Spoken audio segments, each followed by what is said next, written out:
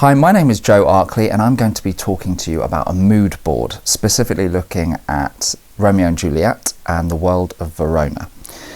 So here are a few images that I've picked up. Some of them are taken from when I worked on Romeo and Juliet about 10 years ago, and our world was quite medieval and Gothic and also incredibly violent. We set our Romeo and Juliet, well, Verona was on the top of a volcano. So some of those images are going to be sourced from there. So let's take a look. So we start off with some very literal images of Verona with these kind of dilapidated, crumbling walls along these narrow streets. But then in amongst that, you've got these very opulent floral balconies. So this is a place of total chaos and beauty at the same time. And you can see from this image that Verona is a kind of warren, really, full of these little narrow alleyways in which the Capulets and Montagues can either hide themselves or get involved in confrontations.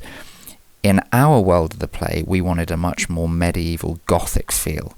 The idea that a crucifix was quite overbearing, and you can see that from this cathedral here. That then had an influence on the kind of costumes that we had that could be sometimes very, very high fashion, such as this. There were a lot of veils involved, particularly with Lady Capulet. It gave a real kind of funereal feel to this production because, of course, we know that Romeo and Juliet ultimately die in this play. So there is this sense of doom that's kind of rippling across the whole production, really. Here are some much more contemporary design ideas using religion in high fashion. This image of these three guys on the catwalk here is perhaps a little bit more on the nose, a kind of Willy Wonka, Russell Brand feel to it. But we wanted these characters to feel as if they were very, very comfortable in what they were wearing. This next image is more to do with using the costume as weaponry, as you can see from these gloves here with the buckles. This then led into much, much more contemporary ideas such as Assassin's Creed, particularly for a character like Tybalt, who had a blade within his glove. We used very, very modern film references at the time. So the big film was Paul Thomas Anderson's There Will Be Blood. As you can see, this is an image of Daniel Day-Lewis here watching some oil completely go up in smoke. That helped affect the texture of our production, I would say, particularly with Tybalt, who was a pyromaniac and was constantly setting things on fire.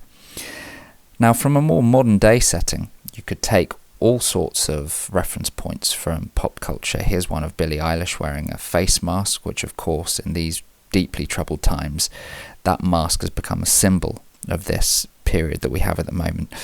I thought that taps into this idea of Montagues and Capulets wanting to hide themselves because of course you don't want to be seen as the first person to start any confrontation, so you would definitely be keeping yourself hidden throughout the production.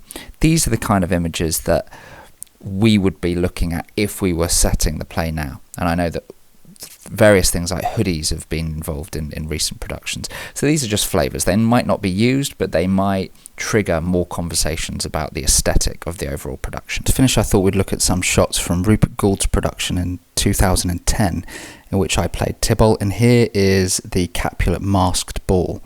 Now, a key reference point for that was Kubrick's Eyes Wide Shut. You can see here's an image from the film. These gold ornate masks were used quite heavily in our production.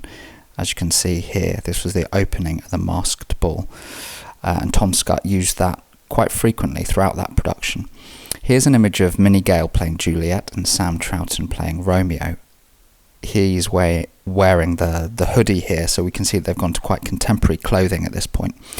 Here's myself playing Tybalt and John Joe O'Neill playing Mercutio with a blade to my neck. We had this huge, very complicated fight that was brilliant to play every evening. And finally, here are all the shots merged together, just to give you an idea of how it would work in a rehearsal room and how I work personally as an actor before I go into the rehearsal room. So I hope some of those ideas are useful. They're just meant to act as catalysts, really, for you to come up with your own ideas. Some of the ideas that I've shown you might be the polar opposite of how you view Romeo and Juliet. And if anything, that's just as important. It's really important to bring up the ideas that actually don't work because that will help you to eventually refine your ideas. So you might have a whole mood board that you reject and leave in the end. That is the whole process.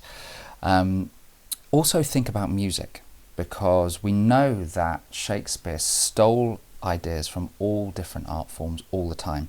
He used a very kind of popular musician at the time called Morley. He stole his lyrics.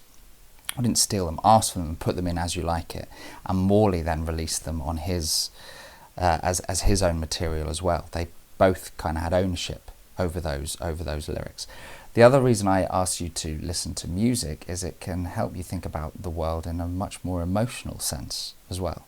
So it's not just visual, you're trying to find a sensorial feel into your world of Verona, if you like.